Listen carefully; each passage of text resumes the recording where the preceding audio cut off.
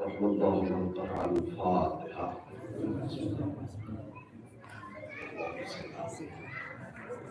اللهم صل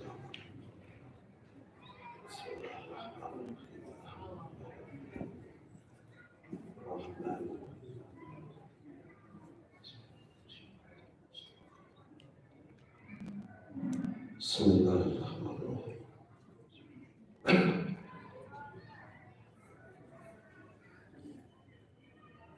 لا حول ولا قوة إلا بالله السميع العليم.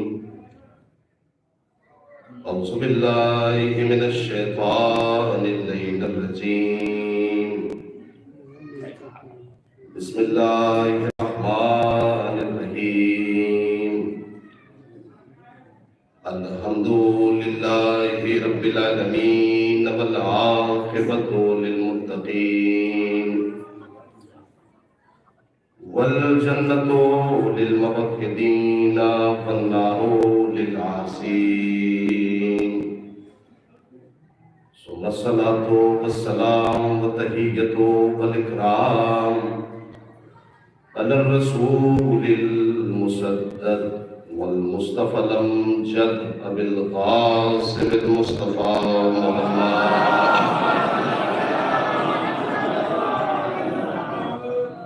وأهل بيته الطيبين الطاهرين المعصومين المظلومين ولعنة الدائمة الباقية ولا أعدائهم وقتلتهم ومنكر فضائلهم أجمعين.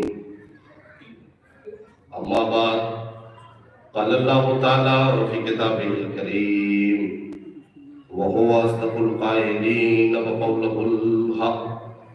بسم الله الرحمن الرحيم. إنما يريد الله ليذهب عنكم الرجس أهل البيت ويطهركم تطهيرا.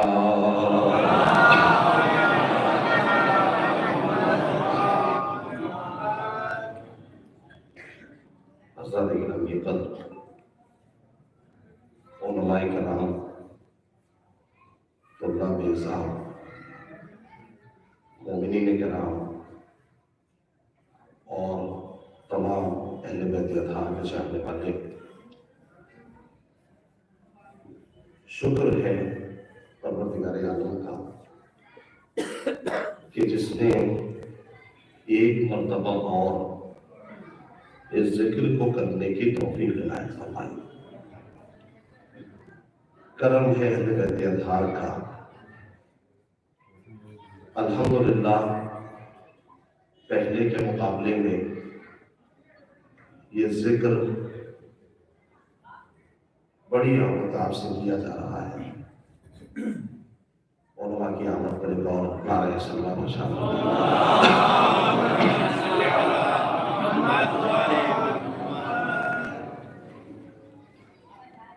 اللہ کا کرم ہے اور خدا کا شکر ہے کہ پوری دنیا میں جیسے جیسے یہ ذکر بڑھ رہا ہے ویسے ویسے مراجع کرام کی طاقت اور قوت کا اندازہ لگ رہا ہے. اس لیے کہ مرجع اور عالم کی ایک آواز پر قوم عمل کیسے کرتی ہے، شاید اس سے بہتر نمونہ نہیں ہو سکتا. صبح کی پہلی مجلس ہے، ذہن تر و تازہ ہے اور شاید اس سے بہتر پیغام نہیں پہنچ سکتا. چونکہ الحمدللہ پروردگار عالم کا یہ کرم ہے کہ اس نے ہمیں اس لائق سمجھا کہ ہمارے ذریعے سے یہ ذکر خدا کرانا چاہتا. دو پیغام ہیں، ایک پیغام مجالس کے حوالے سے ہے اور ایک پیغام خود اس ذکر کے حوالے سے ہے کہ اس ذکر کو کیسے کیا جائے. دیکھیں علماء کرام کو بہتر جانتے ہیں. الحمدللہ یہاں مجلسیں اچھی پڑھنے والے لوگ بیٹھے ہوئے ہیں. میں عوام کو سنانا چاہتا ہوں اور عوام ہی کے لیے میں آپ کی خدمت کرنے آیا ہوں۔ طلاب کرام ہیں ماشاءاللہ۔ پہلا پیغام یہ آیت اللہ بہجت کا، انہوں نے کہا کہ جب بھی کوئی تم سے پوچھے کہ کہاں گئے تھے اور کہاں سے آ رہے ہو، تو کبھی مت کہنا کہ مجلس میں گیا تھا اور مجلس سے آ رہا ہوں۔ اس کا مطلب ہے کہ جو باہر بیٹھ کے سن رہے ہیں انشاءاللہ سن رہے ہیں، وہ بھی آہستہ آہستہ جڑ جائیں گے ہم سے۔ کہا جب بھی کوئی پوچھے کہ کہاں گئے تھے تو مت کہنا کہ مجلس میں گیا تھا، مت کہنا کہ مجلس سے آ رہا ہوں۔ کہا پھر کیا کہیں؟ توجہ کی دینا، پھر کیا کہیں؟ تو کہا کہ جنت میں گیا تھا۔ ذرا ملاحظہ کیجئے گا، یہ آیت اللہ بہجت کا پیغام ہے مجلس کے حوالے سے۔ کہنا کہ جنت میں گیا تھا اور جنت سے آ رہا ہے۔ جب پوچھنے والے تو طرح طرح کے لوگ ہیں، کہا کہ مجلس کو جنت سے کیسے ملایا جائے، مجلس کو جنت کا مقابلہ کیسے کرایا جائے؟ یا آپ نے کہہ دیا کہ جنت میں گیا تھا اور جنت سے آ رہا ہوں۔ جملہ سنیے اور اسی ایک جملے سے مجلس کا آغاز ہو جائے گا۔ کہا کہ ہاں ہمیشہ یہی کہنا کہ جنت میں گیا تھا اور جنت سے آ رہا ہوں۔ کہا ایسا کیوں کہا آپ نے؟ کہا اس لیے کہ تمام جنت بانٹنے والے یہی بیٹھے ہیں۔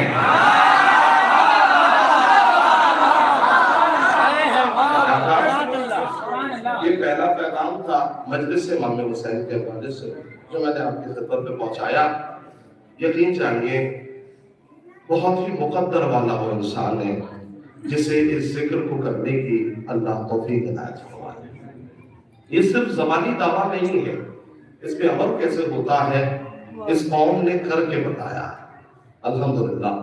ایک پیغام ہے اور چونکہ ان ایام کو کیسے منایا جائے، ان ایام کو کیسے کیا جائے، یہ بھی ایک بہت بڑا سوال ہے نا۔ چونکہ اعتراض بہت ہے ہمارے اوپر کہ پہلے زمانے میں تو صرف ایک دن مجلس ہوا کرتی تھی، ایک مجلس ہوتی تھی، یہ آپ اتنی مجلسیں کیوں کرنے لگے؟ 75 دن کے اعتبار سے الگ، 95 دن کے اعتبار سے الگ، یہ اتنی مجلسوں کا فائدہ کیا ہے؟ میں نے اس سے پلٹ کے پوچھا یہ بتاؤ مجلسیں کم ہوں گی تو زیادہ فائدہ ہوگا یا زیادہ ہوں گی تو زیادہ فائدہ ہوگا؟ میں نے کہا اعتراض مت کرو، گھبراؤ مت، تم مرو گے تب بھی مجلس ہوگی اور 2-4 مجلسوں کا اضافہ خود تم کر کے جاؤ گے۔ غور کیجئے گا، 2-4 مجلسوں کا اضافہ خود تم کر کے جاؤ گے۔ مجلس سے کیوں کم ہونی چاہیے، کیوں کم ہو رہی ہیں؟ ہزاروں قسم کے اعتراض، توجہ چاہ رہا ہوں میرے عزیزوں۔ شہادت فاطمیہ کے سلسلے سے آواز دی آیت اللہ ہے وحید خراسانی، پروردگار عالم طول عمر عنایت کرے، آیت اللہ ہے وحید خراسانی۔ کہا اس ذکر کو منانا کیسے ہے، شہادت عزائے فاطمیہ کو کرنا کیسے ہے؟ توجہ، کہا کہ اس ذکر کو عاشور کی طرح منایا جائے۔ یہ پیغام ہے آیت اللہ وحید خراسانی کا، اس ذکر کو عاشور کی طرح منایا جائے۔ جب عالم کی زبان کو سمجھنے میں اتنا وقت لگتا ہے تو امام کی زبان کو سمجھنے میں کتنا وقت لگے گا؟ جیسے جیسے آپ جڑتے جائیں گے انشاءاللہ میں آپ کی خدمت کرتا جاؤں گا۔ ایک عالم کی زبان کو سمجھنا اس لیے کہ بس اتنا صحیح ہے جملہ، شہادت فاطمیہ کو عاشور کی طرح منایا جائے۔ تو آئیے پہلے یہ سمجھا جائے کہ عاشور کا کیا فائدہ ہے، تب جا کے شہادت فاطمیہ کا فائدہ سمجھ میں آئے گا۔ اچھا ہو سکتا ہے کسی نوجوان کے ذہن میں یہ بھی سوال آ جائے کہ بھئی اور بھی تو اماموں کے غم ہیں، ان کی شہادتیں ہیں، پھر یہ شہادت فاطمیہ کو توجہ چاہ رہا ہوں کیوں کہا کہ عاشور کی طرح منایا جائے؟ اور بھی تو ائمہ کے غم ہیں، ان کی شہادتیں ہیں، مولائے کائنات کی طرح منایا جاتا، کہا نہیں عاشور کی طرح منایا جائے، پورے مجمع کی توجہ عاشور کی طرح منایا جائے۔ تو سب سے پہلے دیکھنا ہوگا کہ عاشور کا فائدہ کیا ہے، تب جا کے شہادت فاطمیہ کی اہمیت سمجھ میں آئے گی۔ تو پتا چلا کہ عاشور کربلا کے بعد جس علاقے میں پہنچی وہاں یزید بدنام ہوا۔ میں کیا کہنا چاہ رہا ہوں غور کیجئے گا، عاشور کربلا کربلا کے بعد عالم کی زبان کیا ہے، لب و لہجہ کیا ہے، ایک عالم کہنا کیا چاہتا ہے، اس جملے کو سمجھے گا۔ عاشور کربلا کے بعد جس علاقے میں پہنچی وہاں یزید بدلاؤ، جس قصبے میں پہنچی وہاں یزید بدلاؤ، جس شہر میں پہنچی وہاں یزید بدلاؤ، جس ہائی ٹیک سٹیز میں پہنچی وہاں یزید بدلاؤ، اور اتنا بدلاؤ ہے کہ آج اس کے اپنے والے بھی اس کا نام رکھنا پسند نہیں کرتے۔ آج شہادت فاطمیہ کا سب سے بڑا فائدہ کیا ہے؟ کہا جس علاقے میں عاشور پہنچی، جملہ بطور خاص پیغام ہے، سن لیجئے، جس علاقے میں عاشور پہنچی وہاں یزید بدنام ہوا۔ مطلب کیا ہے؟ اللہ وحید خراسانی کہا جس طریقے سے عاشور سے یزید بدنام ہوا، ویسے ہی شہادت فاطمیہ سے قاتل زہرا بدنام ہوا۔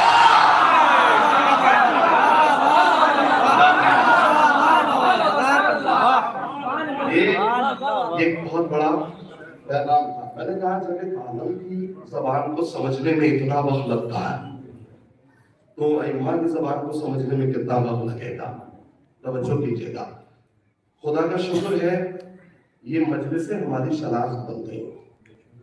سال بھر الحمدللہ طلباء اور عالم، ان کے علاوہ میں نے یہی دیکھا کہ سال بھر کوئی کتاب نہیں پڑھتا، لیکن جتنا فیض ہے مجلسوں کا فیض ہے۔ آج ہم نے جو کچھ بھی سیکھا ہے مجلسوں سے سیکھا ہے، لہٰذا مجلسوں میں بڑے ادب و تہذیب سے آنا چاہیے۔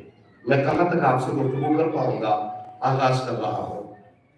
زندگی دو اعتبار کی ہوتی ہے، ایک طیب و طاہر زندگی، اور دوسرے جسے اپنی زبان میں کہا جائے بری زندگی۔ دو اعتبار کی زندگی ہوتی ہے، ایک پاک و پاکیزہ زندگی اور ایک خبیث زندگی، خباثت بھری زندگی۔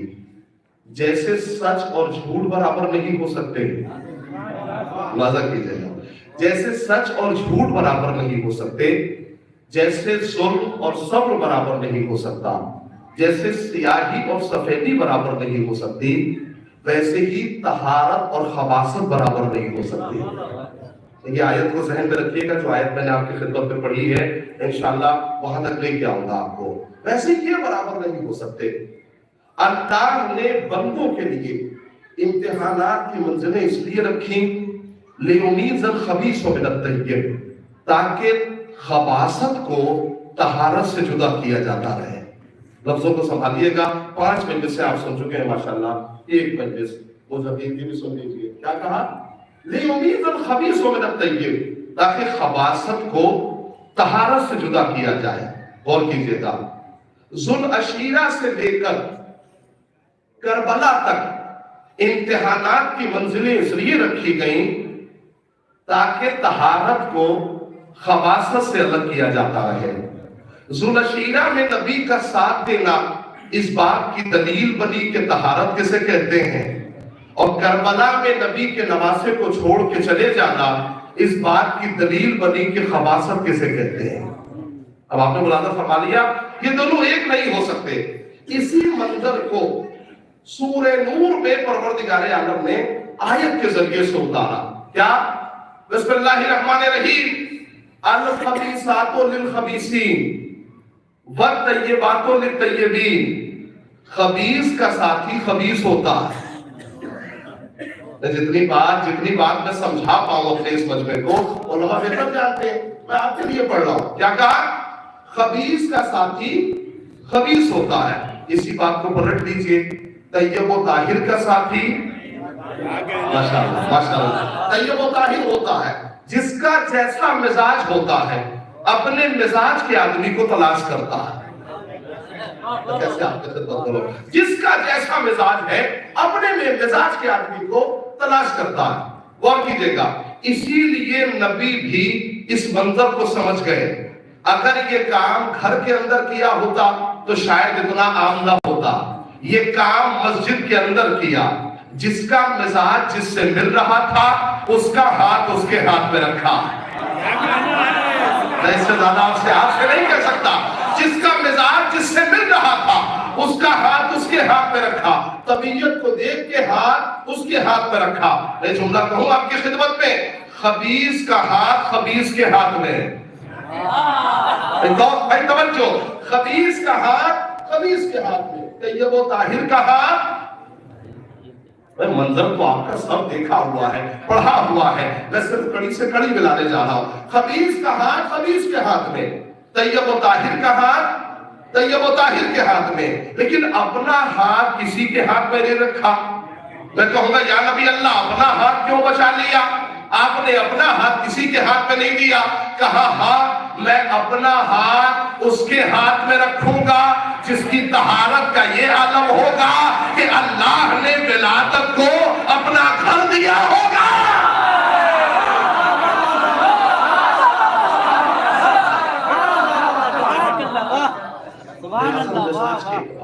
طبیعت کے اعتبار سے ہے نا۔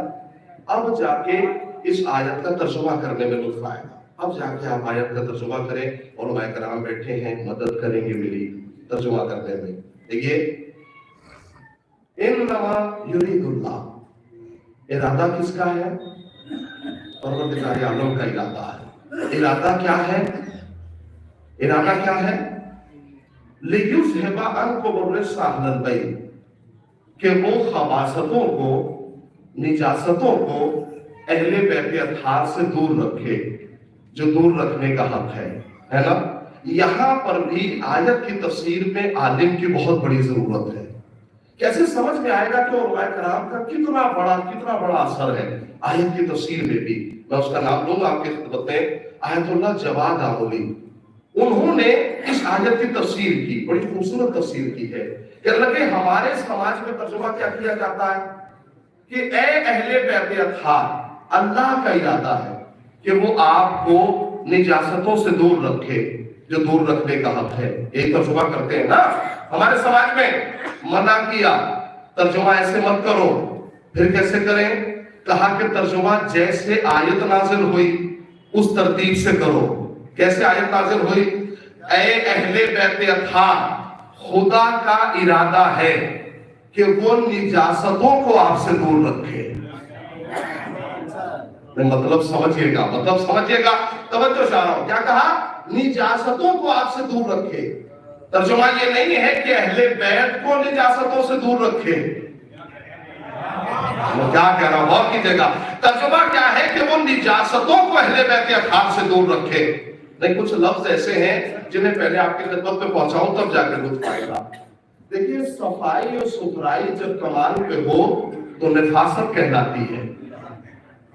لفظ سمجھے گا، صفائی اور ستھرائی جب کمال پہ ہو تو نفاست کہلاتی ہے۔ یہی نفاست جب دین کا جامع اوڑھ لے تو طہارت کہلاتی ہے۔ آپ لفظ سن رہے مجھے بہت اچھا لگ رہا ہے۔ یہی نفاست جب دین کا جامع اوڑھ لے تو طہارت کہلاتی ہے، لفظ سنیے گا۔ اور یہی طہارت جب زیر کسا جائے تو تطہیر بن جاتی ہے۔ ماشاءاللہ، ایک طہارت جب زیر کسا جائے تو تطہیر جو ہے وہ تطہیر بن جاتی ہے، تطہیر کہلاتی ہے۔ لفظ آپ نے سن لیا، کیا کہا؟ آیت اللہ جواد آمولی نے ایسا ترجمہ بالکل مت کرے کہ اے اہل بیت اطہار، خدا کا ارادہ ہے کہ وہ آپ کو نجاستوں سے دور رکھے۔ نہیں، یہ ترجمہ نہیں ہے۔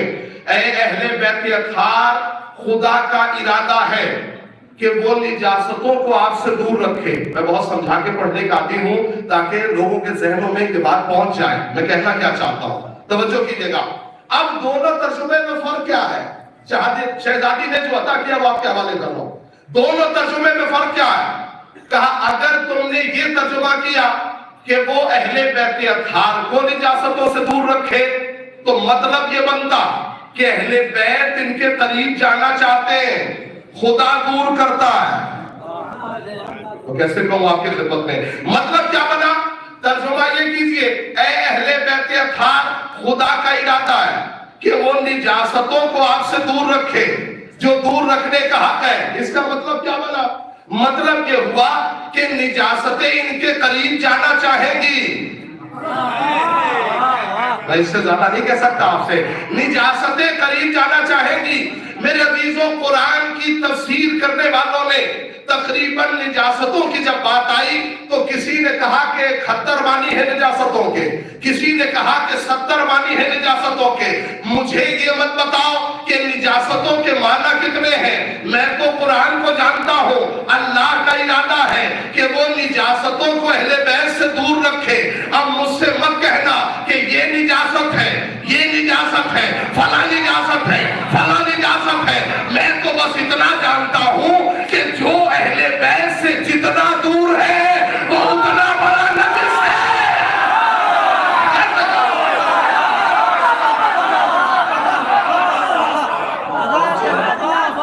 جو اہل بیت سارے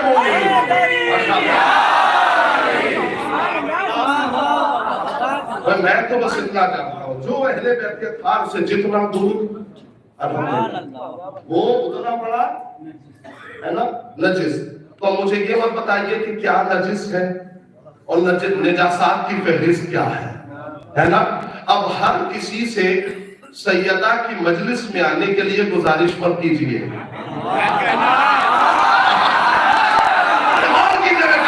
سب سے مجلس میں آنے کے لیے گزارش مت کیجیے، اس لیے کہ نجاستوں کو اہل بیت سے دور رکھا گیا۔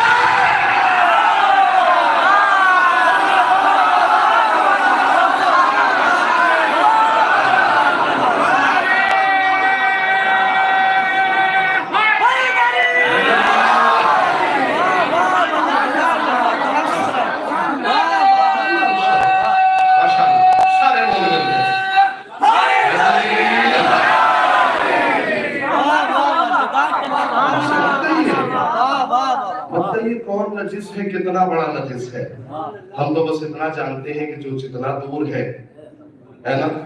اب سمجھ میں آیا کہ نجاسات کی تعداد کیوں بڑی ہوئی ہے۔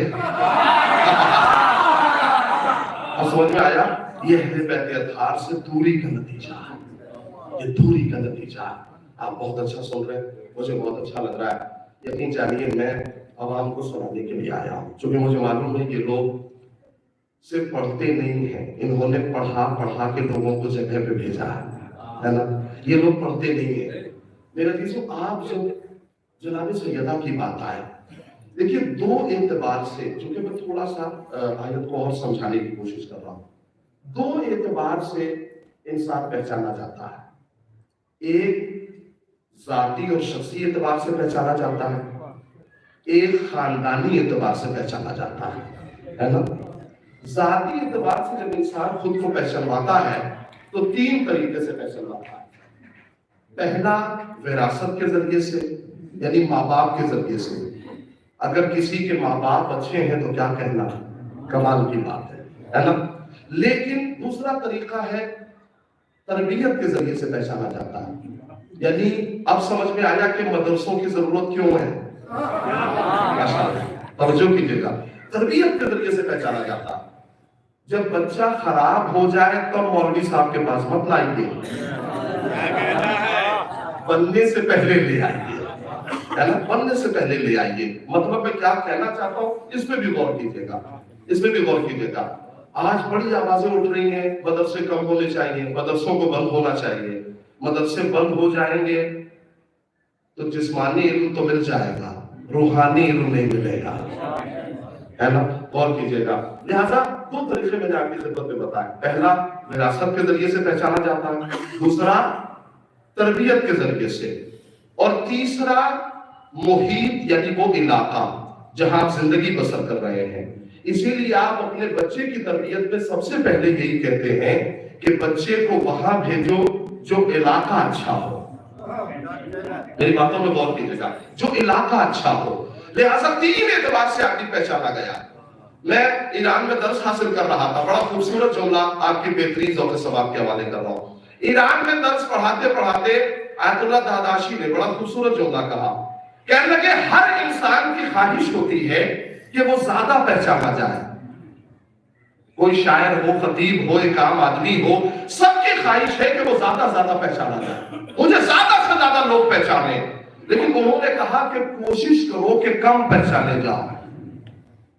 اسی جملے کو سمجھنا ہے، کوشش کرو کہ کم پہچانے جاؤ۔ میں نے فوراً ہاتھ اٹھایا، میں نے کہا یہ بتائیے یہ کیوں کہا آپ نے؟ ہر انسان کی دلی خواہش ہے زیادہ لوگ پہچانیں گے تبھی تو بلائیں گے. یہ کیوں کہا کہ کوشش کرو کہ کم پہچانے جاؤ؟ کہا اس میں بھی بہت بڑا فلسفہ چھپا ہوا ہے. وہ کیسے؟ کہا سب کا ہر دن برابر نہیں ہوتا. خدا نہ کرے کسی کا ستارہ گردش میں آئے, خدا نہ کرے. کہا کوشش کرو کہ کم پہچانے جاؤ. کیوں؟ کہا خدا نہ خواستہ کبھی رسوائی ہوئی تو کم ہوگی.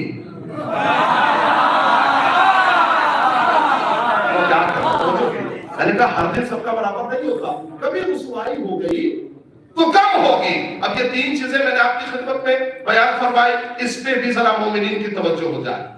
پہلا, وراثت کے ذریعے سے انسان ذاتی کمال پہ اپنے پہچانا جاتا ہے. دوسرا, تربیت کے ذریعے سے معلم اچھا مل جائے تو انسان باکمال ہوتا ہے. تیسرا, محیط اور علاقے کے ذریعے سے. لیکن کبھی کبھی ایسا ہوتا ہے کہ اگر وراثت اچھی نہ ہو اور علاقہ اچھا مل جائے, علاقہ اچھا ہو جائے جہاں آپ زندگی بسر کر رہے ہیں, تب بھی ہم باکمال ہو جاتے ہیں. لیکن اکثر ایسا دیکھا ہے کہ اگر وراثت بھی خراب ہو جائے, علاقہ بھی خراب ہو, لیکن اگر تربیت اچھی ہو جائے, اسی لفظ پہ مجھے کام ہے, اسی لفظ سے کام ہے, اگر تربیت اچھی ہو جائے تب بھی انسان باکمال ہوتا ہے. توجہ میرے عزیزوں, تربیت کیسے اچھی ہوتی ہے؟ کربلا کے اور عاشور کے کچھ ہی دن کے بعد یزید کا بیٹا معاویہ تخت خلافت پہ بیٹھا. اس نے بیٹھتے ہی کہا یہ ہمارا حق نہیں ہے, ہم غاصب حق اہل بیت اطہار ہیں. توجہ سے یہ ہمارا حق نہیں ہے, ہم غاصب ہیں, یہ ہمارا غصب کیا ہوا ہے. لوگوں نے کہا کہ پتہ کرو, نہ تو اس کی وراثت اچھی ہے, توجہ, نہ تو اس کی وراثت اچھی ہے, نہ یہ علاقہ اچھا ہے جہاں یہ زندگی بسر کرتا ہے, تو پھر یہ حق کیسے بولنے لگا؟ توجہ, یہ حق کیسے بولنے لگا؟ تو پتہ چلا ایک معلم تھا جو محب اہل بیت تھا, جس نے تربیت فرمائی تھی. لوگوں نے کہا اس کی زبان اس کی بدھی سے کھینچ لی جائے. ایسی تربیت کی کہ آج میرا بیٹا میرے خلاف بول رہا ہے.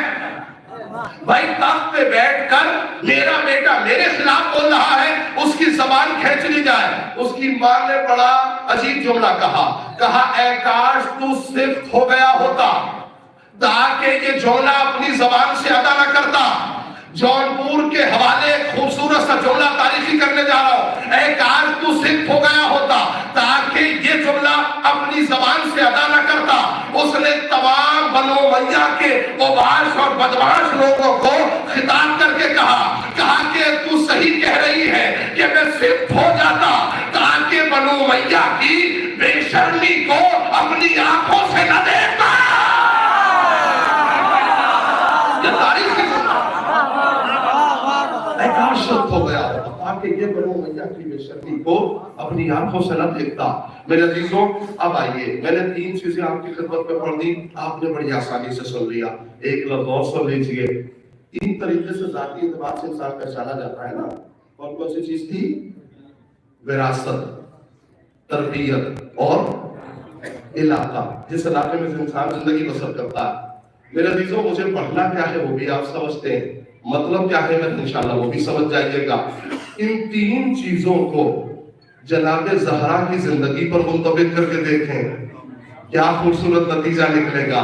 وراثت کی بات آئی تو جتنی خوبیاں تمام انبیاء میں ہیں اکیلے مصطفیٰ میں ہیں.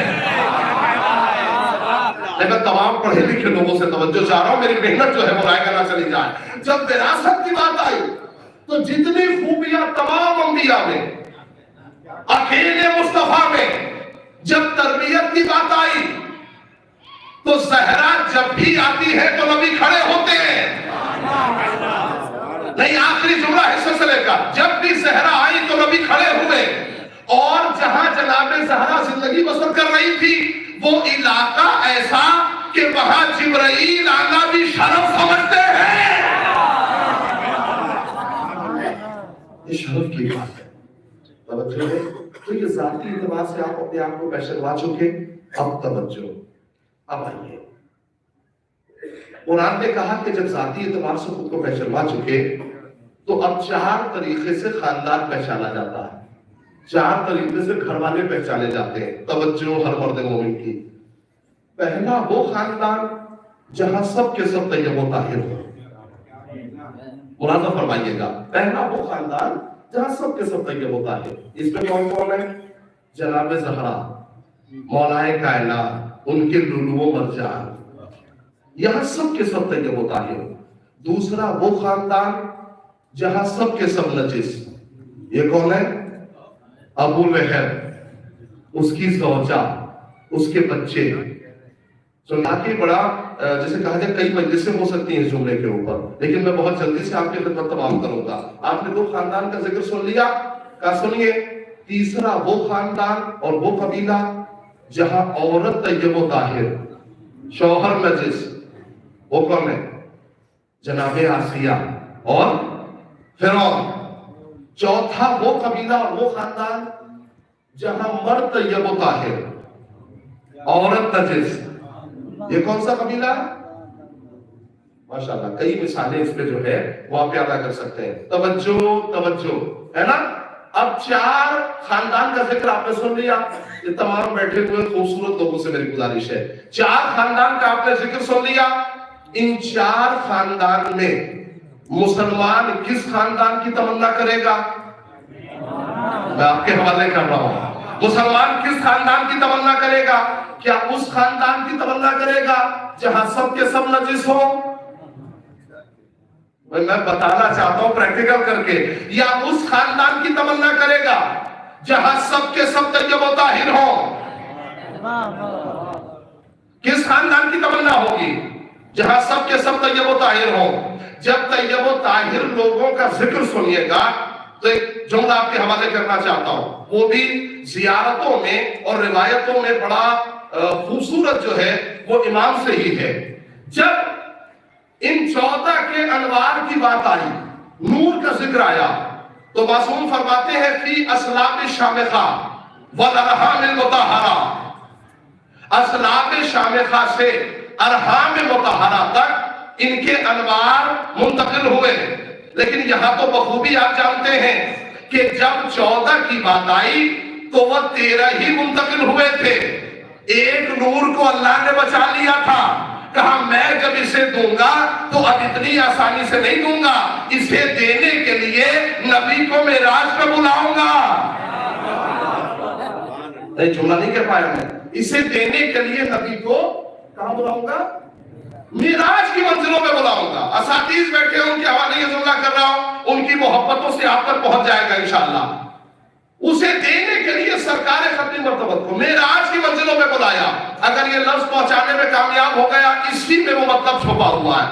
پروردگار عالم نے نور سیدہ کو بلا فصل طریقے سے سرکار ختم مرتبت کو دیا، یعنی نور سیدہ کو دینے میں کوئی رابطہ نہیں ہے، نہیں توجہ چاہ رہا ہوں، کوئی فاصلہ نہیں ہے، بلا فصل طریقے سے اللہ نے سرکار ختمی مرتبت کو دیا۔ تو اب یہ پورا مجمع انصاف سے بتائے کہ اب سیدہ کا کفو اور سیدہ کا ہمسر وہ کیسے ہو سکتا ہے جو فاصلے سے آیا ہو۔ اب سمجھ میں آیا اذانوں میں جو ہم کہتے ہیں اشہد ان امیر المومنین و خلیفتہ بلا فاس، کیوں؟ اس لیے کہ سیدہ کا ہمسر بھی وہی ہوگا جو ماشاءاللہ۔ اب سمجھ میں آیا جو اذانوں میں ہم اعلان کرتے ہیں وہ کتنا صحیح ہے نا۔ بعض اوقات ہمیشہ کوئی بھی بچہ چلایا، کوئی بھی چلایا، کہنے لگے حضور یہ جو معاملہ ہے ہمیشہ ہم پہ اعتراض ہوتا ہے، یہ 2 فقرے آپ نے بڑھا کیوں دیے؟ کیوں بڑھا دیے 2 فقرے؟ میں نے کہا ہمیشہ لوگ ہی تم سے پوچھتے رہیں گے یا تم بھی کچھ پوچھو گے؟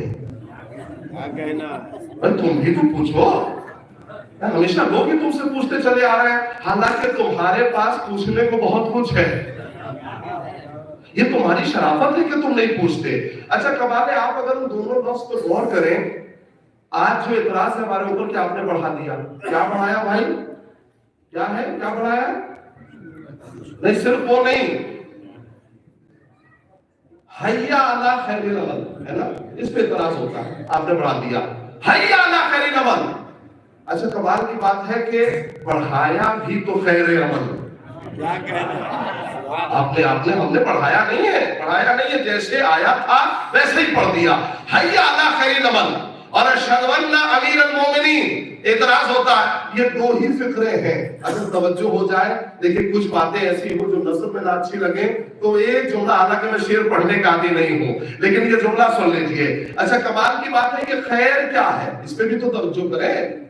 یہ خیر آج جو، اچھا وہ کیسے اعلان کر دے کہ وہ خیر پہ ہے جو نہ ہو؟ کیا کہنا ہے اس مطلب تو اور سنیے، وہ کیسے اعلان کر دے کہ میں خیر پہ ہوں؟ اس لیے کہ خیر کیا ہے؟ نبی نے ارشاد فرمایا من اراد اللہ بہ الخیر قذف فی قلبہ حب الحسین و حب زیارت. اللہ جس کے ساتھ خیر کا ارادہ کرتا ہے اس کے دل میں محبت حسین ڈال دیتا ہے. الحمدللہ کیا خیر ہے، اس کے دل میں محبت حسین ڈال دیتا ہے. اور صرف اس کے دل میں نہیں ڈالتا، وہ حب زیارت اور ان کے زیارت کی محبت، ان کے زیارت کی محبت. اب سمجھ میں آیا بزرگ کیوں کہتے تھے کہ تم کربلا جاتے نہیں ہو، مولا بلاتے ہیں. جملے کا مطلب سمجھ میں آ گیا ہوگا کیا حب زیارت ہے. اب سمجھ میں آیا کہ خیر، اچھا دو ہی فکرے ہیں، ایک میں عمل کا اعلان، ایک میں عقیدے کا اعلان.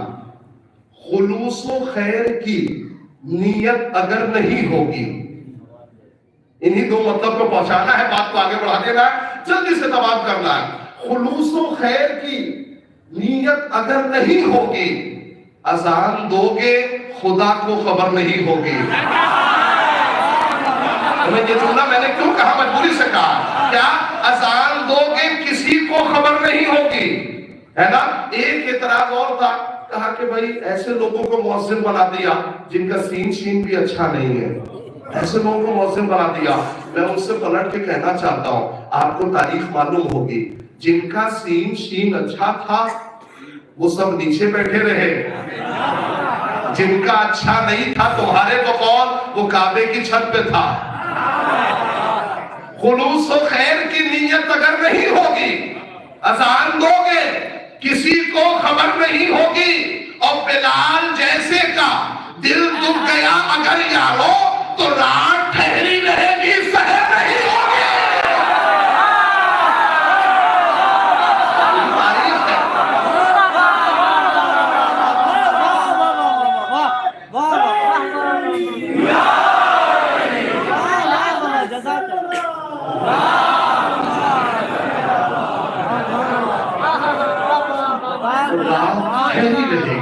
میں نے یہ جملہ کیوں کہا، اپنی طرف سے میں نے ایک جملہ نہیں پڑھا، معلوم ہے کیوں؟ اس لیے کہ روایت ہے امام محمد باقر علیہ السلام.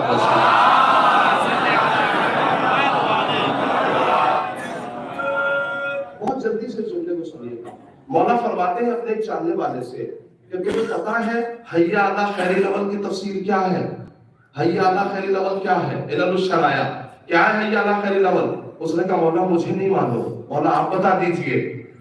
تو کہا جب بھی مؤذن اذان میں خیر اور نیکی کی طرف بلائے تو وہ خیر کی طرف نہیں بلاتا، وہ جناب فاطمہ اور ان کی اولاد سے محبت کرنے والوں کی طرف. کیا مطلب ہے؟ اس کا مطلب ہے کہ جناب فاطمہ اور ان کی اولاد سے محبت ہی خیر ہے. ایک نعرہ صلوات پہ جڑ کر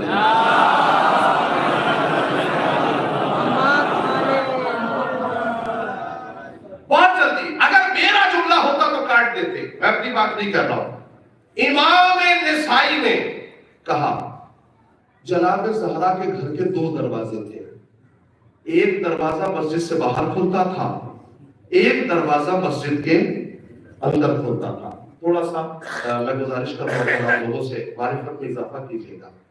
اہل بیت کا جب ذکر ہوتا ہے بڑا مقدر والا انسان ہے جو سن رہا ہوتا ہے، توجہ کیجیے گا. کیا دو دروازے، ایک باہر کھلتا تھا، ایک دروازہ مسجد کے اندر کھلتا تھا. جیسے ہی اللہ کا حکم آیا اے میرے نبی جتنے دروازے مسجد کے اندر کھلتے ہیں سب کو بند کرا دو سوائے ایک دروازے کے، اس کا دروازہ کھلا رکھنا.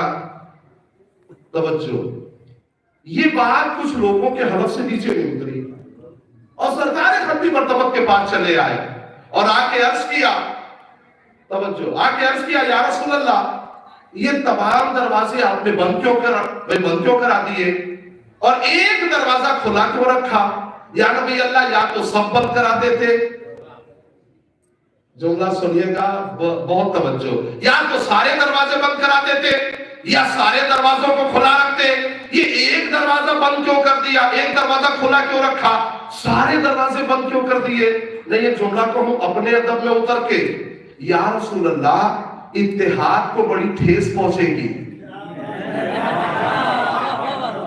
نہیں میں نے کچھ کہا آپ کے خطبہ میں، اتحاد کو بڑی ٹھیس پہنچے گی، سارے دروازے کھلے رکھیے، ایک دروازہ کیوں کھلا رکھا؟ نبی نے کہا نہ تو میں نے اپنی مرضی سے بند کرایا تھا نہ اپنی مرضی سے کھولنے کا حکم دیا، جس دروازے کو اللہ کا حکم آیا کہ بند کرا دو میں نے بند کرا دیا، جس دروازے کا حکم آیا کہ کھلا رکھو میں نے کھلا رکھنے کا حکم دیا، پورے مجمع کی توجہ، کھلا رکھنے کا حکم دیا، توجہ، میں نے اپنی مرضی سے کوئی کام نہیں کیا۔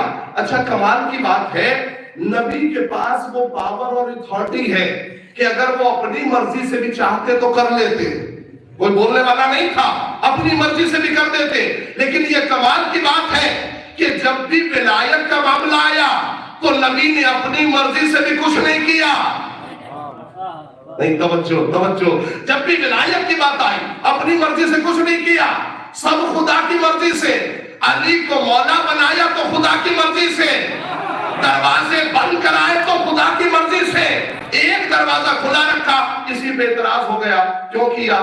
اپنی مرضی سے کیا۔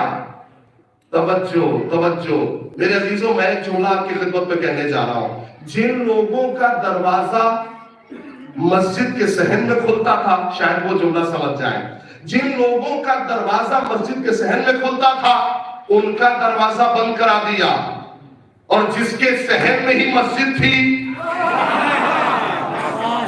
میں کوئی بات آپ سے کہنے جا رہا ہوں، جس کے صحن میں ہی مسجد تھی، بولیے گا، اس کا دروازہ کھلا تھا۔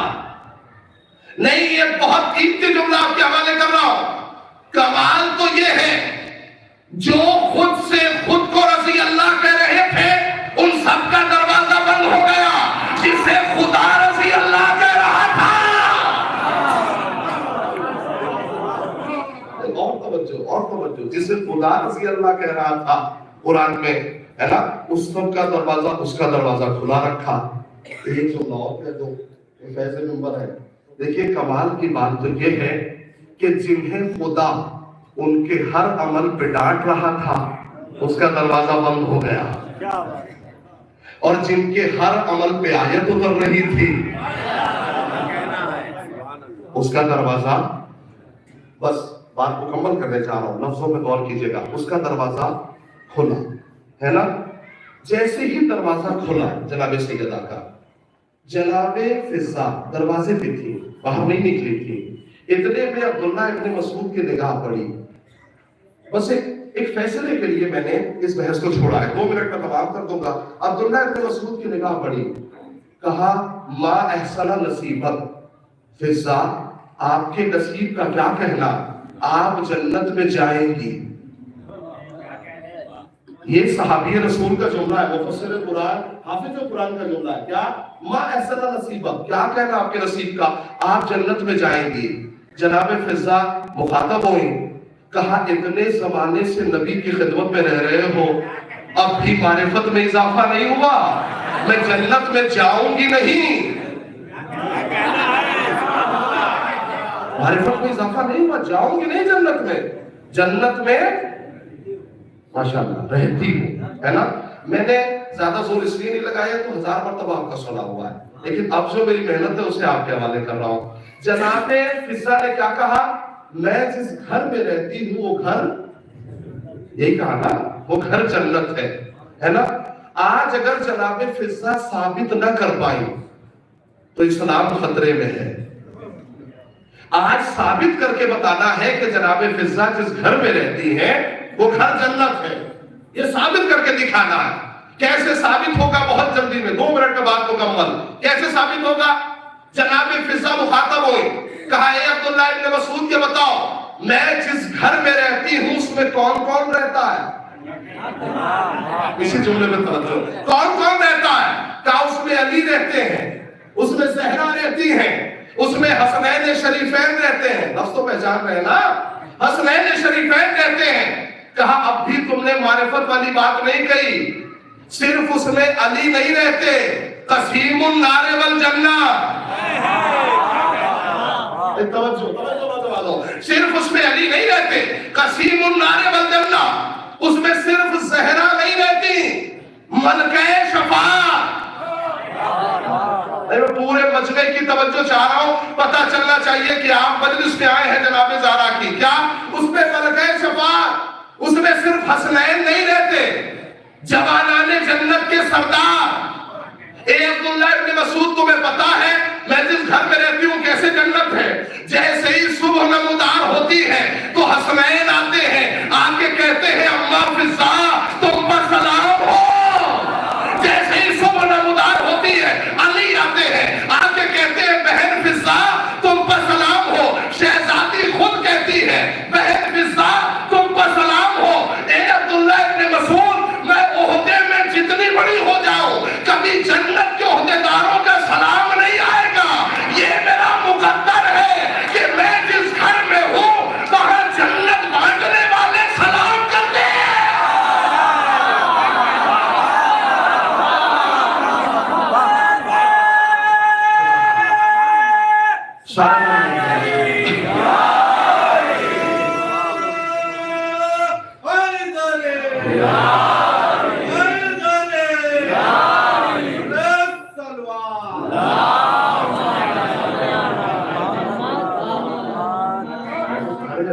जन्नत बांटने वाले मुझे सलाम करते हैं। तवज्जो कीजिए, जनाब फिजा के मर्तबे को पहले समझ लें, तब जाके आप जनाब सैयदा को समझेंगे। दुनिया की तमाम मुहज़्ज़ब औरतें सच तो बोल सकती हैं, लेकिन ये मुमकिन नहीं है कि जो बोल दें वो सच हो जाए। मैं जल्दी से गुजर गया, इसका मतलब ये नहीं कि इसके अंदर कुछ था नहीं, कई किताबें छुपी हुई है इसके अंदर। दुनिया की तमाम मुहज़्ज़ब औरतें, कोई नाबिल नहीं है, ये हकीकत है ना? सच बोल सकती है, लेकिन ये मुमकिन नहीं है कि जो उनकी ज़बान से अदा हो जाए वो सच हो। एक जुमला और सुन लीजिए, दुनिया की मुहज़्ज़ब औरतें हक पर तो चल सकती हैं, लेकिन ये मुमकिन नहीं कि जिधर मुड़ जाए, जितना मैं पहुंचा पाऊंगा इंशाल्लाह, ये मेरा मुकद्दर है। आप जैसे मोतबर लोग सुन रहे हैं, है ना? जिधर मुड़ जाए हक उधर हो जाए। तवज्जो है, किताब का जुमला, कई इतराज का जवाब देने जा रहा हूं। तो अब मतलब क्या हुआ? नबी की हदीस भी मौजूद है, परवरदिगार हक को उधर उधर मोड़ जिधर जिधर अली जाए। परवरदिगार हक को उधर उधर मोड़ जिधर जिधर अली जाए। मतलब क्या हुआ? सारी बातों को समेट कर, हक पीछे, आप तो खुद जानते हैं माशाअल्लाह, हक पीछे अली आगे। नहीं, इन अय्याम में कैसे कहा जाए जुमले को? हक पीछे सैयदा आगे, हक पीछे हसनैन शरीफैन आगे, हक पीछे अहले बैत अत्हार आगे। तो अब ये बहुत बड़ा एतराज है जिसका जवाब आपकी खिदमत में देने जा रहा हूं। एतराज है जो लोग इलेक्ट्रॉनिक मीडिया से, यूट्यूब और फेसबुक से जुड़े हुए हैं, इंशाअल्लाह इस जुमले की मैं दाद चाहता हूं उनसे। क्या कहा? नबी का मोतबर फरमान है, हक पीछे है सैयदा आगे है, हक पीछे है सैयदा आगे है, हक पीछे है सैयदा आगे है। तो अब फाड़ दो ऐसी किताबों को जिसमें ये लिखा हो कि सैयदा हक पे थी या नहीं थी।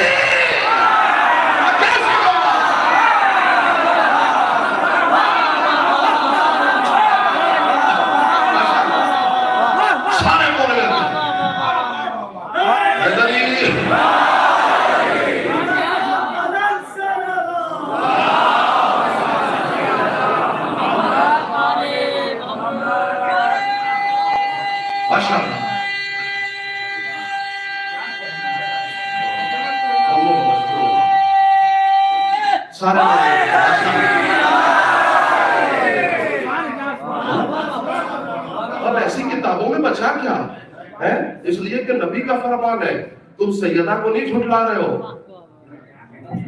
नबी को झुठला रहे हो। फाड़ दो ऐसी किताबों को जिसमें कि तहरीर सैयदा हक में थी या नहीं थी, है ना भाई। अल्लाह ने तो आयत में भी बड़ी गुंजाइश रखी थी, तमाम कर दिया मैंने, बड़ी गुंजाइश रखी ताकि मदीने वाला कोई इतराज ना कर बैठे कि मुबाहिले में हमें भी लेके जाते तो हम भी चलते हैं। बहुत बड़ी गुंजाइश रखी थी। कोई सेगा सिग्नल नंबर नहीं है, सारे सेगे पोलर नंबर है ना, सारे सेगे जमा के सेगे हैं। तुम अपने बेटों को लाओ, एक आदमी की बात नहीं है, तुम अपनी बेटियों को लाओ, है ना, अपनी औरतों को लाओ, सारे सेगे पोलर नंबर। यानी किसी के लिए गुंजाइश न बचे कि वो ये कह दे कि मैं भी सच्चा था। एक ही जुमले में मजलिस हो जाती है, मैं भी सच्चा था, मुझे जाना चाहिए था। तवज्जो, मैं कहूंगा या नबी अल्लाह, आप सच्चों को तलाश कर रहे हैं, मदीने में सिद्दीक अकबर रहते हैं। और कीजिए मैं क्या कहा, तो सिद्दीक अकबर रहते हैं, इन्हें लेके जाइए, इन्हें लेके जाइए ना। कहा नहीं, अगर मुबाहिले का काम आसान होता तो इन्हें लेके चला जाता। मैं गुजारिश कर रहा हूं, बस 5 ही मिनट है और ये 5 मिनट में कैसे पढ़ पाऊंगा आप बखूबी बताएंगे। मुबाहिले का काम बड़ा मुश्किल है, वहां सच नहीं बोलना है। अच्छा, वहां सच नहीं बोलना है। अगर सच बोलना होता तो लेके जाता, वहां सच नहीं बोलना है, वहां झूठों पे लानत करनी है।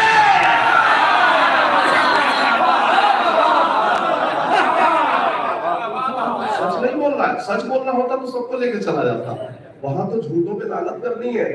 सच बोलना बहुत आसान है, लेकिन झूठों पे लानत करना बहुत मुश्किल काम है ना। अच्छा, सब मिलके बताएं, अगर किसी ने अपनी जिंदगी में 99% सच बोला तो वो सच्चा है कि नहीं है? है सच्चा? बोलिए, है सच्चा? अच्छा, अगर किसी ने अपनी जिंदगी में 1% सच बोला और 99% झूठ बोला, वो सच्चा है कि नहीं है? नहीं, देखिए अभी इख्तलाफ यहीं पे हो गया, वो सच्चा है कि झूठा है ना, मतलब समझिएगा, वो सच्चा है कि नहीं है ना। अगर एक उंगली आप किसी की तरफ उठाए ना मुआशरे में, तो 3 उंगली तो खुद आपकी तरफ है। तवज्जो, बहुत बड़ा दर्स है। 3 उंगली तो खुद आपकी तरफ उठी हुई है, आप क्यों किसी को बुरा कह रहे हैं? मुबाहिले में सच्चों को नहीं जा, भाई सच्चों को नहीं जाना था तन्हा, मुबाहिले में वो जाएगा जिसे झूठों पे लानत करनी आती हो, और सिर्फ आती नहीं हो, जो वो कह दे वो हो जाए। एक एक जुमले में पूरी पूरी मजलिस पोशीदा है ना। जो वो कह दे, जिसके अंदर ये पावर हो, जो वो कह दे वो हो जाए, मुबाहिले में वही जाएगा। वरना जनाबे हुज़ूर गफ़ारी से ज्यादा सच्चा कौन है ना। नबी का फरमान मौजूद है, अगर ज़मीन और आसमान ने कोई सच्चा देखा है तो उसे हुज़ूर कहा जाता है। लेकिन जनाब हुज़ूर नहीं गए, क्यों? इसलिए कि वो जाएगा जो झूठों पे लानत करने के लायक हो। बस मजलिस मुकम्मल हो गई, रब्ते मसाइब है, वो झूठों पे लानत करने के लायक हो। इसीलिए जैसे ही नसारे नजरान ने अहले बैत को देखा, कहा हम मुबाहिला नहीं करेंगे। क्यों? कहा अगर ये इशारा कर दे तो पहाड़ जगह छोड़ दे, हम मुबाहिला नहीं करेंगे। कहा फिर क्या करोगे? कहा हम जिजिया देने को तैयार है, टैक्स देने को तैयार है। मैं आखिरी पर तक तवज्जो चाह रहा हूं, बड़े खूबसूरत बंदा मेरे सामने बैठा हुआ है, इस जुमले की तवज्जो। क्या कहा? हम टैक्स देने को तैयार है, जिसे जिजिया कहा जाता है। इसीलिए उन लोगों ने जिजिया दिया। क्या कहा? हम जो है इनसे मुकाबला नहीं कर सकते, हम जिजिया दे देंगे। पूरे मजमे की तवज्जो, बड़ा खूबसूरत जुमला कुरान से पढ़ने जा रहा हूं। क्या कहा? हम जिजिया दे देंगे। अच्छा, उन्होंने तो जिजिया दे दिया, नसारे नजरान को लानत से अलग हो गए, लेकिन आयत में लानत तो है भाई, कुरान में तो लानत है। फिर तलाश करो लानत गई कहां। देखिए पूरे मजमे की तवज्जो मजलिस में बंद हो गई, फिर तलाश करो लानत गई कहां। चूंकि भाई एक आदमी ने सामने जिजिया दे दिया, कहा जब तक हम जिंदा रहेंगे जिजिया देंगे। ہم آپ سے مقابلہ نہیں کر سکتے، اسلام کو بھی قبول نہیں کر سکتے، اچھا جزیہ دے دو، اسلامی ٹیکس دیا، لیکن قرآن میں تو لعنت ہے، وَقُلْ تَعَالَوْا نَدْعُو أَبْنَاءَنَا وَأَبْنَاءَكُمْ وَنِسَاءَنَا وَنِسَاءَكُمْ وَأَنفُسَنَا وَأَنفُسَكُمْ ثُمَّ نَبْتَهِلْ فَنَجْعَلْ لَعْنَتَ اللَّهِ، یہاں تو لعنت ہے، اب ذرا سا مفسروں کو پکڑ کے لاؤ اور ذرا پوچھو کہ یہ لعنت گئی کہاں، کیونکہ لعنت تو ہے، اپنا مصداق ضمیر خود بخود تلاش کر لیتی ہے، یہاں مدرسے میں مجلس پڑھ رہا ہوں ہے نا، ضمیر خود بخود اپنا مرجع ڈھونڈ لیتی ہے، لعنت کو کیسے تلاش کیا جائے؟ زبان میری ہوتی تو آپ کہتے غلط بول رہے ہیں، زبان میری نہیں ہے، صادق آل محمد کی خدمت میں ایک چاہنے والا پہنچا، مولا بس اتنی سی بات بتا دیجئے کہ جو مباہلے میں نصارہ نجران آئے تھے اور اہل بیت اطہار سے مقابلہ نہیں کیا تھا، انہوں نے جزیہ دے دیا تھا، لیکن قرآن میں لعنت والی آیت تو ہے، پھر لعنت گئی کہاں؟ صادق آل محمد کا جملہ ہے، لعنت گئی کہاں؟ کہا لعنت کہیں گئی نہیں بلکہ معلق ہو گئی، مجلس مکمل، لعنت کہیں گئی نہیں معلق ہو گئی، کہا مولا معلق ہو کے کیا کرے گی؟ کہا سنو، قیامت تک جو بھی سیدہ کے مقابلے میں آئے گا لعنت کا مستحق ہوگا۔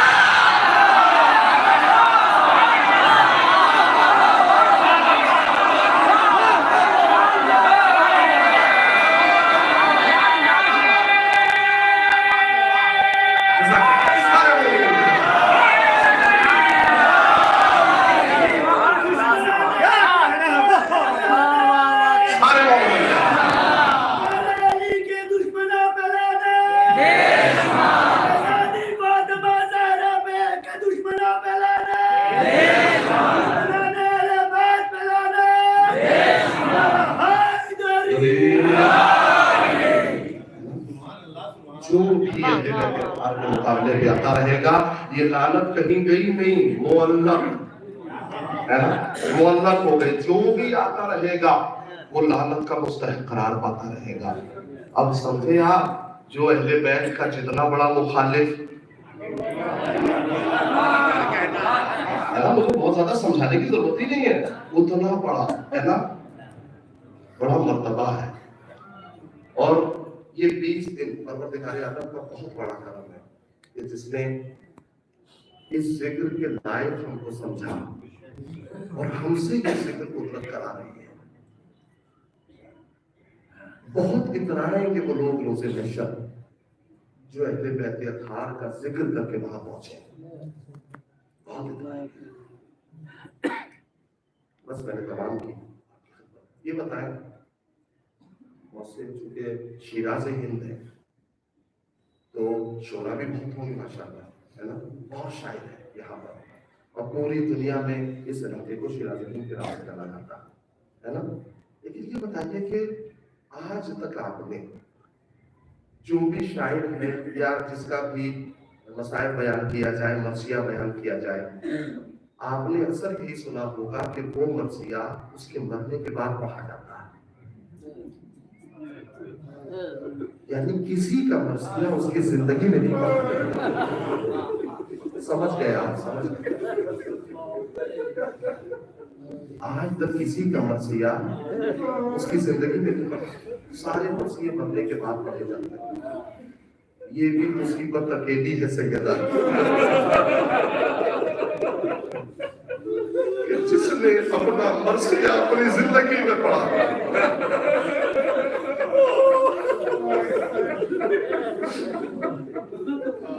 صبت علیہ بصائر الدولہ، صبت علی الایام سلم یادہ۔ آپ کے جانے کے بعد اتنی مصیبتیں پڑی کہ اگر وہ روشن دلوں پہ پڑتی تو سیاہ راتوں میں تبدیل ہو جاتی۔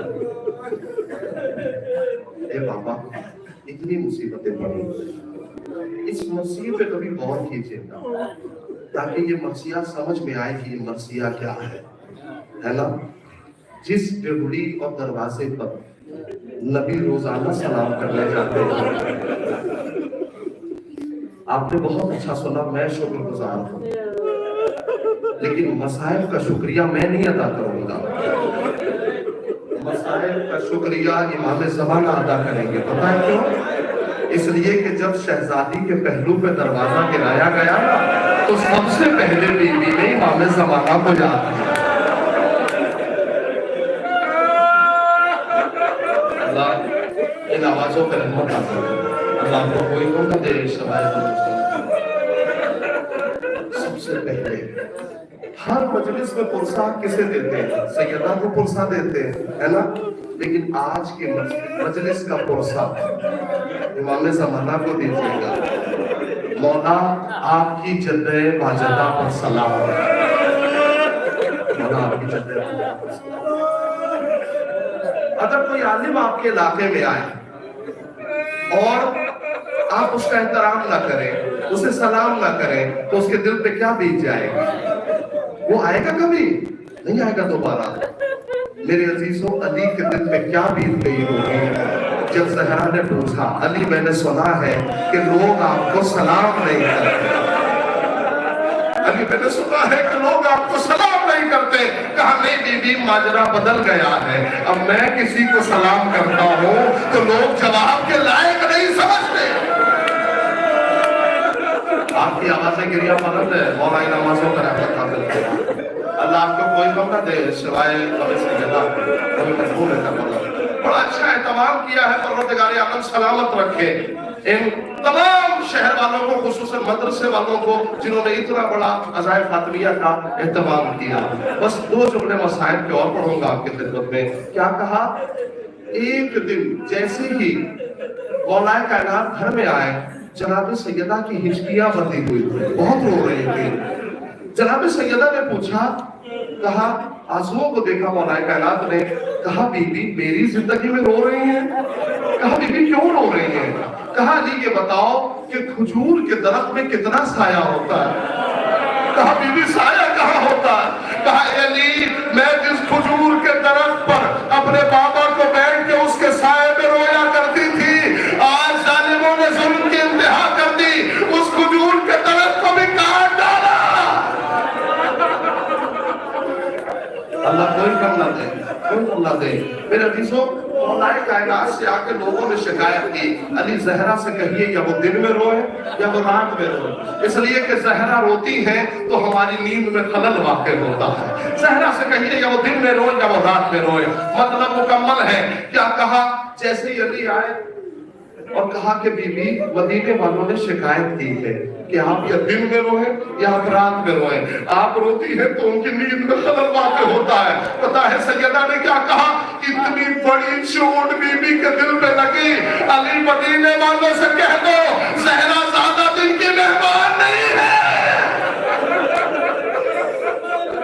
इमाम हसन ने खुद नकल किया, कहा मैंने देखा मेरे अज़ीज़ों सरकारें अपनी मर्तबत के बाद 75 दिन या 95 दिन, इससे ज्यादा बीबी जिंदा नहीं, लेकिन रात भर गुजर जाती थी। बीबी दीवार से टेक लगा के बैठी रहती थी। इमाम हसन ने कहा मादरे गिरामी, रात काफी गुजर गई है, क्यों थोड़ा आराम नहीं कर लेती? कहा बेटा मैं कैसे लेट जाऊं? अगर मैं लेटती हूँ तो गुलफुस के ताजियाने मुझे लेटने नहीं देते, पसलियों में दर्द होता है। अल्लाह को कोई बेटा को तो गुलफुस के ताजियाने नहीं देते। मेरे अजीजों, खुद रिवायत का जुमला आप समझ जाएंगे, इंशाअल्लाह समझ जाएंगे। सुनेंगे जनाब सैयदा की जब शहादत की खबर मौलाए कायनात को मिली, इसे जरा तसव्वुरात कीजिएगा। जब इमाम हसनैन ने जाके कहा बाबा माँ इस दुनिया से चली गई, बाबा माँ इस दुनिया से चली गई, पता है मौलाए कायनात ने बड़े कदमों को जमा के मस्जिद के बाहर कदम रखा, दूसरा कदम भी बहुत जमा के रखा, लेकिन तीसरे कदम पे अली गिर गए। सैयदा जुदाई बर्दाश्त नहीं है। जब भी गम होता था तो मैं आपसे कहता था अब किसे तलाश करूं?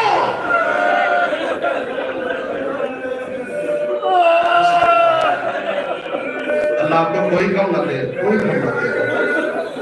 میرے عزیزوں امام زمانہ ان چہروں کو دیکھے مولا، یہ سب آپ کی جنت ماجدہ کو سلام کرنے والے لوگ ہیں، یہ سب جو ہمارا ان چہروں کو بھولیے گا مت، مولا اسے اکثر ان چہروں کو یاد رکھے گا۔ مجلس تمام ہو گئی، ایران کا ایک خطیب جو ہے وہ مجلس پڑھ رہا تھا، مجلس پڑھتے پڑھتے میرے عزیزوں ایک آدمی جو ہے بہت دیر سے رو رہا تھا، روتے روتے مجلس تمام ہو گئی، وہ رو رہا تھا، تبرک بڑھ گیا، رو رہا تھا، گریہ کر رہا تھا، سلام ہو گیا، رو رہا تھا۔ میرے عزیزوں یہ عالم اترے اور آنے کے بعد سینے سے لگایا، کہا بھائی مصائب کا کون سا جملہ چپ گیا کہ تو اتنا رو رہا ہے؟ مصائب سیدہ کے ہوتے ہی ایسے ہیں کہ بہت رویا جائے، لیکن کون سا جملہ تجھے چپ گیا؟ مجلس تمام ہو گئی، بی بی قبول فرمائی صدر علی کو۔ میرے عزیزوں اس نے کہا اے آقا میں پیشے سے ڈاکٹر ہوں، آقا میں پیشے سے ڈاکٹر ہوں، اور مجھے معلوم ہے جسم کے کسی بھی حصے کی ہڈی ٹوٹ جائے تو جب بھی وہ حصہ ہلتا ہے تو تکلیف ہوتی ہے، لیکن اگر پسلیاں ٹوٹ جائے تو سانس لینے میں تکلیف ہوتی ہے۔ میں اب تک یہی سوچ رہا تھا بی بی 95 دن تک زندہ کیسے تھی؟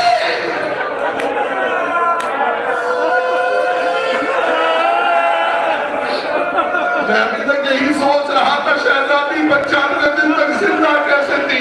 مجلس تمام ہو گئی، سوگواروں میت کو اٹھانے کے لیے کچھ لوگوں کا سہارا چاہیے ہوتا ہے نا، 2-3 لوگ تو میت میں چاہیے، چاہے میت جیسی بھی ہو، 2-3 لوگ چاہیے نا، قبر میں اتارنے والے، سہارا دینے والے۔ لیکن ہائے قیامت کا منظر تھا، علی کے اکیلے ہاتھوں پہ سیدہ کا جنازہ تھا، قبر کے حوالے کر رہے، یا رسول اللہ گوا رہیے گا، میں نہیں بتا پاؤں گا، یہ بیٹی خود بتائے گی، اس کی پسلیاں ٹوٹی ہوئی ہیں، آپ نے جب زہرا مجھے دی تھی تو یہ حالت نہیں تھی، اب سیدہ کرتی ہے۔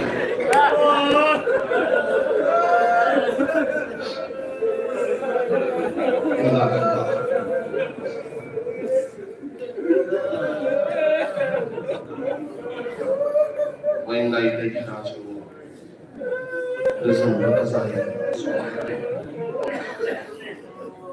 پروردگار تجھے لبت اطحال کا فاصلہ ہماری اس عبادت کو قبول میرے اللہ سید سجاد کا واسطہ ہم لوگ جتنے بھی مقروض ہوں ان کے قرض کو غیب سے عطا پروردگار تجھے لبت اطحال کا واسطہ ہمیں جو توفیق نے ان 20 دنوں میں دی ہے، اے میرے اللہ اس توفیق کو ہمیشہ صحیح و سالم رکھ، اور ہمیں اتنی توفیق عنایت فرما کہ ہم ویسے بن جائیں جیسا سیدہ چاہتی ہے۔ پروردگار تجھے لبت اطہار کا واسطہ اس ذکر میں دن بدن اضافہ ہو۔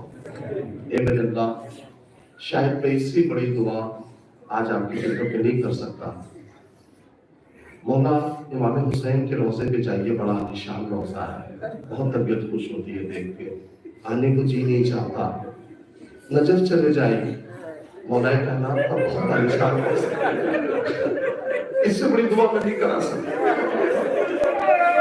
آپ وہاں سے کاظمین چلے جائیے، امام محمد تقی کا روضہ، موسی کاظم کا، آپ وہاں سے چلے آئے مشہد، امام رضا کا روضہ۔ ایک مصیبت سیدہ کی بتاؤں آپ کو، بقیع میں جو زیارت نہیں پڑھی جاتی وہ امام رضا کے روضے پہ پڑھی جاتی ہے۔ اس سے بڑا ستم و ظلم کیا ہو سکتا ہے؟ پروردگار تجھے اہل بیت اطہار کا واسطہ، اے میرے اللہ جلد سے جلد جناب سیدہ کے روضے کی تعمیر ہو جائے۔ اور میں آپ سے گزارش کر رہا ہوں اگر کوئی بھی دن ایسا نہ گزارے، کم سے کم ایک پوسٹ تعمیر بقیع کے حوالے سے ضرور کریں، اس لیے کہ آپ کی چھوٹی سی آواز میں ضرور کے لیے بہت بڑی آواز ہوتی ہے، لہذا ضرور کریں، پیچھے مت ہٹیں۔